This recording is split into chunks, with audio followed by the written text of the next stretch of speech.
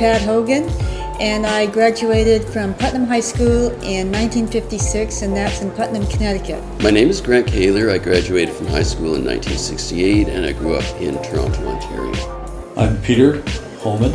I graduated in 1971 from Dumbarton High School in Ontario. And I'm Mike Willis. I graduated from Princess Margaret in 1980. My name is William Walker, or Bill, or as the Radical Fairies know me as Auntie Tinkerbell. My name is Garrison, and I was born and raised in southwestern Nova Scotia, a very small community where everyone was related. If you were the least bit queer, everybody noticed it and everybody commented on it. My name is Horace, and I have been in Vancouver for 9 years. I lived my early life in Nova Scotia. My escape from my childhood was really very important to me because I was really tired of living in a community where everybody knew everyone else and they knew everyone else's business but their own. Hi, I'm Don.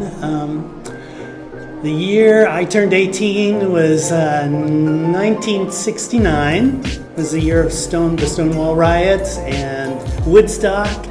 And Judy Garland died, the first man on the moon. I grew up in a small town called Ottanum, west of Yakima in Washington State, and I lived right next to the Yakima Indian Reservation.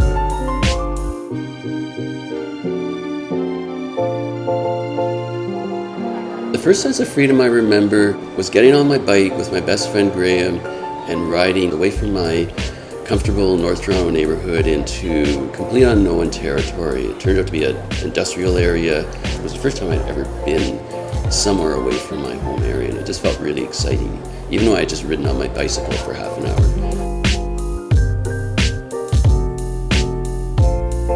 Well, my first car was in 1960, and I had a brand new Volkswagen for $1,650, and I was in seventh heaven. Other people wanted to have great big cars. That was not my idea. My first car was after I got out of high school. It was a red 53 Chevy convertible, and it was hot. At least I thought it was. And I drove everywhere in it till I wore it down because I didn't know how to take care of it, mechanically, of course. And I used to go to the beach in Rhode Island with all my girlfriends. It was a treasure to have at that time.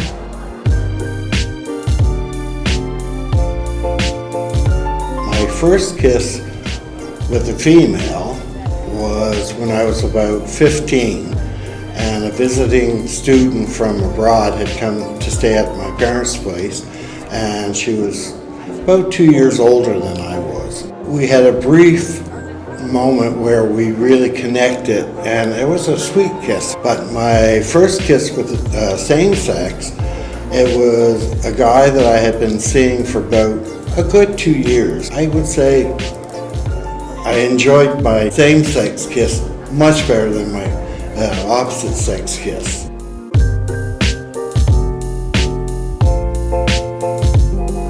The Gandhi dancer. I've been there a couple times. I mean, not a lot. I was kind of nervous, being 19, gay, in my first gay bar. He started talking to me, and I bought him a drink. We went up to the Black Angus restaurant on the corner of Thurlow and Davie and drove me home, and came in and spent the night with me that night. And I decided Michael's somebody I want to get to know a lot better. The rest is history.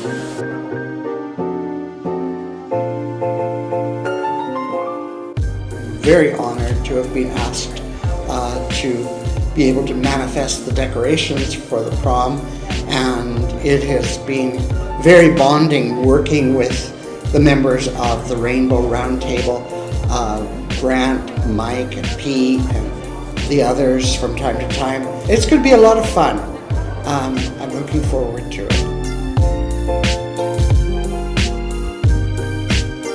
My generation was the one that created the modern gay culture. We went from being in bushes and smoky bars to gay discos, and we created theater and art and music. So this huge change happened in a very short amount of time. You know, in a big city, there's all kinds of places to go and different kinds of groups, but in a small town, there's just like one drag queen and one radical fairy and one, you know, preppy gay guy. And so we had a lot of potlucks and we had a bowling night.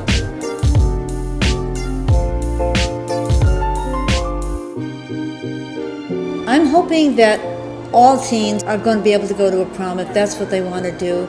And I certainly hope it's going to be open to whatever gender, whatever sexuality you are, that it's open to all people and that you have a blast.